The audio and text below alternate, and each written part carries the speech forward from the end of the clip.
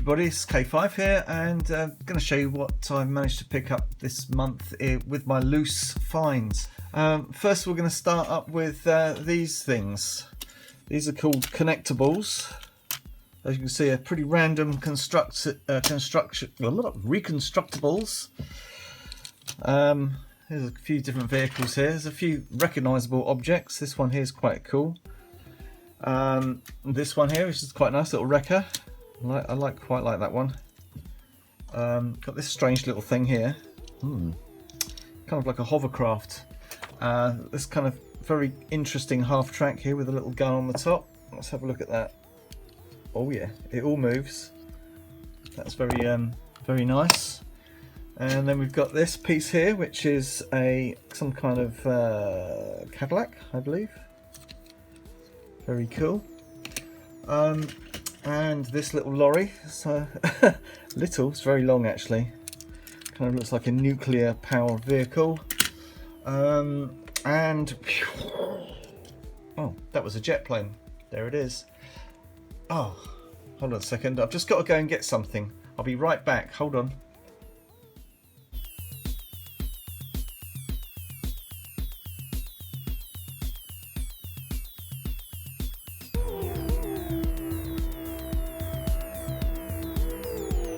Okay. Oh, right then, I've got the next cars ready for the video.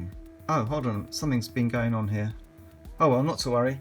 So anyway, that's the connectables. These are made by Matchbox. I believe these are probably from the post 1998 period. They don't say Matchbox International on the bottom, do they? Let's have a look at that. No, just made in China. So I would sort of like reckon around about 99. Very interesting little toys. I remember these being in the shops till quite recently too, so I like them. So first up we've got this. This is the Jerry car. This is a Tom and Jerry Corgi. It's not a Corgi whiz wheel. I do actually have the Tom somewhere. This one features a little moving cannon there. Unfortunately it's got a bit of a snapped here. Quite fun. Next up we have this Metro, Austin Metro. Quite interesting features. It's got opening doors, but the scale on this is ginormous. I really don't know what's going on with that one.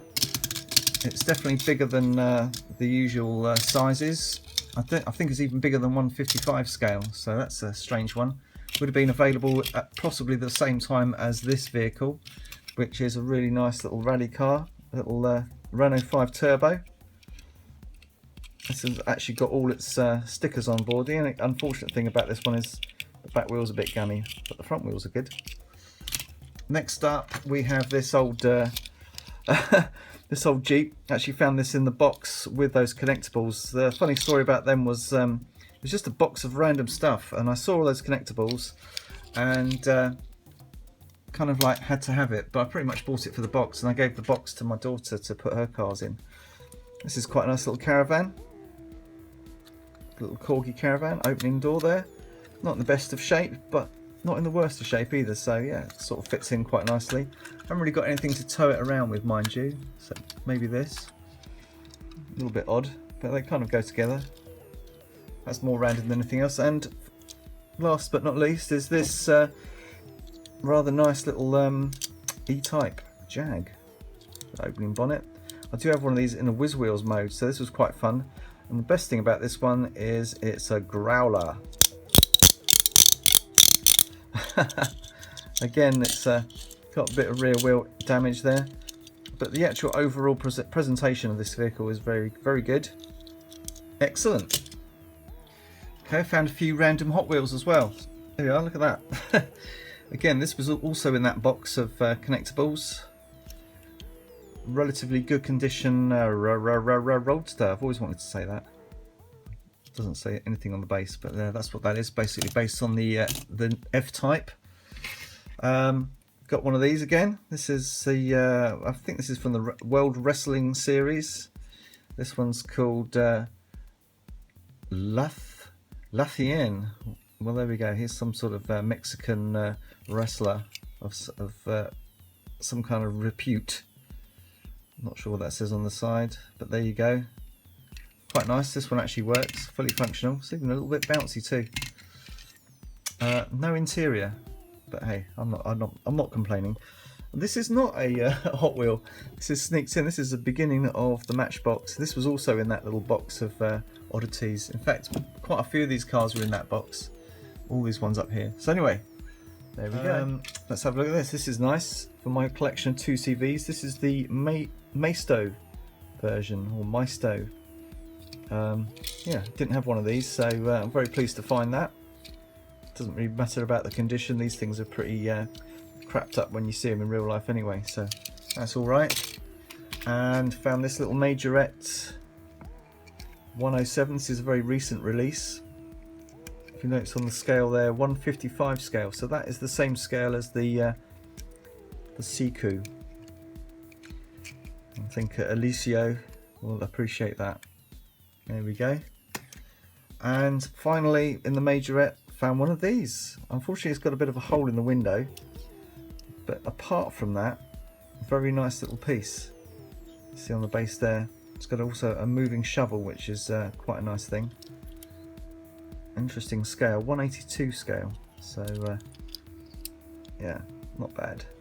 I'm going to be taking some photographs of this one for my Instagram just to finish off my Unimog compilation. I like it. Okay, this is a Mercedes, quite nice. I did find one of these in Pulitzer colours, the 280 GE. And interestingly on this one, the scale it says there 164 scale, which is probably about right actually. It's quite a chunky vehicle. It's kind of Mercedes answers to the Land Rover. Been after these now, all of a sudden. I do like these cars. This one has lost its whip unfortunately. This is the Chevy Blazer, I believe. Let's have a look there. Made of Macau, so it's quite a nice old one. From 83. Like it. Rather good condition. I think SIC diecast, he's into these ones too, isn't he? So all good stuff.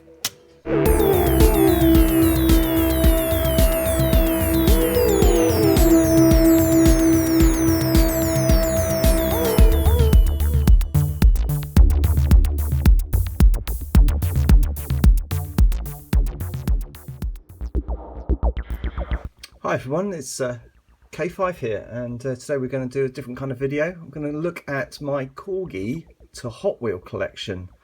I hope you will enjoy some of the things that I've found out and some of the things I haven't found out. Okay, let's take a look at these Jaguars. I know you've been dying to have a look at these ones. These are both Corgi examples. If you notice underneath, Corgi. This one's made in China, made in Britain. So that puts the made in Britain piece slightly earlier. Plastic base. Interesting wheels. Same wheels as that are on these ones here. And these wheels were probably made in China and exported to the UK so that they could build this piece. In fact, probably a lot of the plastic on this was probably made in China and then assembled in the factory at Leicester or somewhere similar, somewhere local to me even. So look around the front end of these cars. I see there Corgi, the early Corgis taken the time to tampo up the front end, and nothing around the rear. Basically the same car, except on this particular China version they've put in a light bar on the top. Lovely. Let's have a look at the Corgi model. Now again, keeping with the 1996 situation, there it is. There's the back. Let's have a look and see what Hot Wheels did to this car. And this is actually the car that sparked off the Corgi Hot Wheel debate, as far as this video is concerned. You see here, there's a huge gap there around the wheel arches. This car really could do with some kind of wheel swap. But if you notice on the Corgi model, it's not quite as accentuated. Very interesting. Let's have a look at the bases and see what's going on. What is going on with this? And straight away, there's definitely a lift. I don't know how they've done it. that it's just enough to cause quite a severe gap. Now, is it down to the size of the wheels perhaps? Let's have a look. It would appear that the wheels are fractionally smaller on the Hot Wheel. So there we go, it's probably down to the actual wheels rather than the base, because the bases are more or less identical, and even the gap. Let's have a look. Yeah, the gap is actually smaller on the Corgi. So big major step there on the chassis. For details though, Hot Wheels rocks. Look at that. Good job. And around the front, again, they've Hot Wheels have added all the little extra lights, side lights, marker lights, fog lights. It's all there. Yeah, and also interestingly, the cars are set up for European and American driver's side. Very interesting.